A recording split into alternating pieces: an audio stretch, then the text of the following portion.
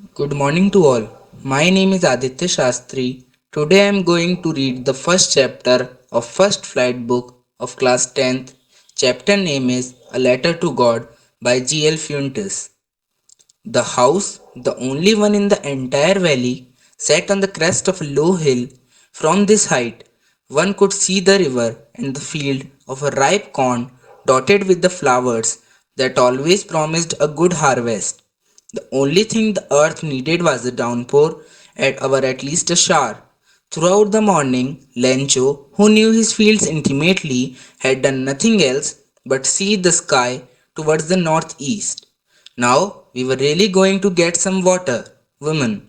The woman who was preparing supper replied, Yes, God willing. The older boys were working in the field while the smaller ones were playing near the house until the woman called to them all. Come for dinner. It was during the meal that, just as Lencho had predicted, big drops of rain began to fall. In the northeast, huge mountains of clouds could be seen approaching. The air was fresh and sweet. The man went out for no other reason than to have the pleasure of feeling the rain on his body, and when he returned, he exclaimed, These are not raindrops falling from the sky. These are new coins. The big drops are 10-cent pieces and the little ones are fives. With a satisfied expression, he regarded the field of ripe corn with its flowers draped in a curtain of rain. But suddenly a strong wind began to blow, and along with the rain, very large hailstones began to fall. These truly did resemble new silver coins. The boys, exposing themselves to the rain, ran out to collect the frozen pearls. It's really getting bad now, exclaimed the man. I hope it passes quickly. It did not pass quickly. For an hour, the hail rained on the house, the garden, the hillside, the cornfield, on the whole valley. The field was white as if covered with salt. Not a leaf remained on the trees. The corn was totally destroyed. The flowers were gone from the plants. Lenko's soul was filled with sadness.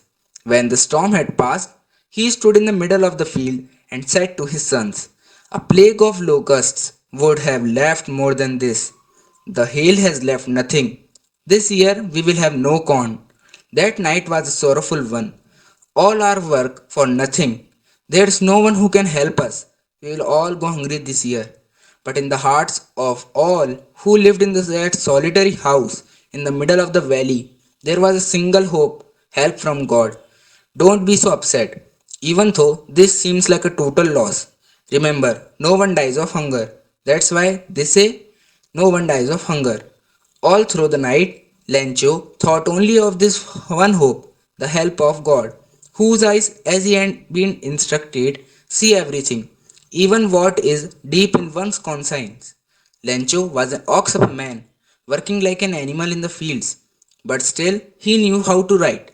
The following Sunday at daybreak, he began to write a letter which he himself would carry to town and place in the mail. It was nothing less than a letter to God. God, he wrote, if you don't help me, my family and I will go hungry this year. I need 100 pesos in order to sow my field again and to live until the crop comes because the hailstorm. He wrote to God on the envelope, put the letter inside, and still troubled, went to town. At the post office, he placed the stamp on the letter and dropped it into the mailbox.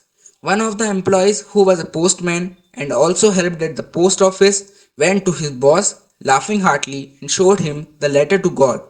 Never in his career as a postman had he known that address. The postmaster, a fat, amiable fellow, also broke out laughing, but almost immediately he turned serious and, tapping the letter on his desk, commented, What faith! I wish I had the faith of the man who wrote this letter, starting up a correspondence with God.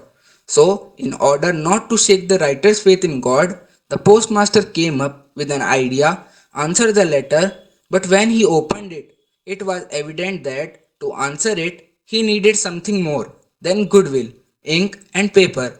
But he stuck to his resolution. He asked for money from his employees. He himself gave a part of his salary, and several friends of his were obliged to give something for an act of charity. It was impossible for him to gather together the 100 pesos. So he was able to send the farmer only a little more than half. He put the money in an envelope addressed to Lenko and with it a letter containing only a single word as a signature God. The, fo- the following Sunday, Lenko came a bit earlier than usual to ask if there was a letter for him.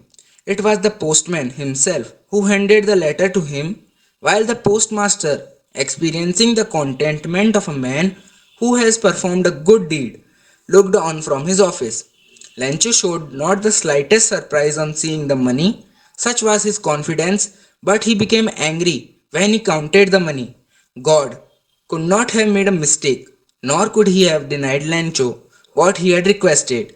Immediately, Lenko went up to the window to ask for paper and ink on the public writing table. He started to write, with much wrinkling of his brow, caused by the effort he had to make to express his ideas. When he finished, he went to the window to buy a stamp, which he licked and then affixed to the envelope with a blow of his fist. The moment the letter fell into the mailbox, the postmaster went to open it. It said, God, of the money that I asked for, only 70 pesos reached me. Send me the rest, since I need it very much. But don't send it to me through the mail because the post office employees are a bunch of crooks. Lencho. The end. Thank you.